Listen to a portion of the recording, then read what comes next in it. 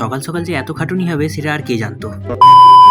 Hey guys, কেমন আছো সবাই? Welcome back to my new blog. আর গাইস, সকাল সকাল খাটুনির কারণ হলো আমাদের ঘরের ভেতর ফ্রিজটা ছিল আর সেটাকে আমাকে একাকে চাগিয়ে বাইরে বার। হ্যাঁ গাইস, এই যে এইখানে ফ্রিজটা ছিল। তারপর কাজ শেষ করে মা দেখি গরম গরম আলু চচ্চড়ি করেছে মুড়ি খাওয়ার জন্য। এরপর খেয়ে দে তারপর চটজলদি রেডি হয়ে নিয়েছি একটু বেরোবো বলে।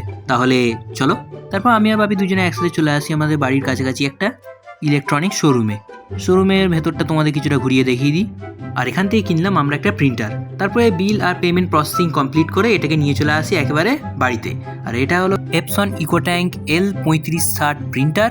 এতে ছোট মাইক্রো ডিসপ্লে আছে, তারপর এতে ওয়াইফাই কানেক্ট হবে। প্রিন্টারটাকে ফোনের অ্যাপের সাহায্যেও কন্ট্রোল করা যাবে।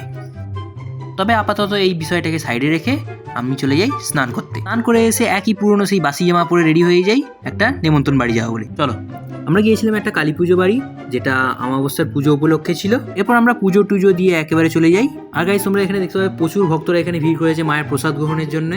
বাই দ্য ওয়ে, সেসব বাদ দিয়ে আমরা প্রসাদ গ্রহণ করলাম। প্রায় দুপুর 3:30 নাগাদ আমরা বাড়ি চলে এলাম।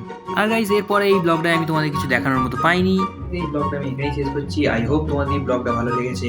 আর গাইস, আমি যে প্রিন্টারটা কিনে নিয়েছি সেই প্রিন্টারটা রিভিউ আমি ভালোভাবে দেবো, একটা লং ভিডিও বানানোর চেষ্টা করব। তো গাইস, এই ব্লগটা এখানে অবধি। টাটা। राधे राधे।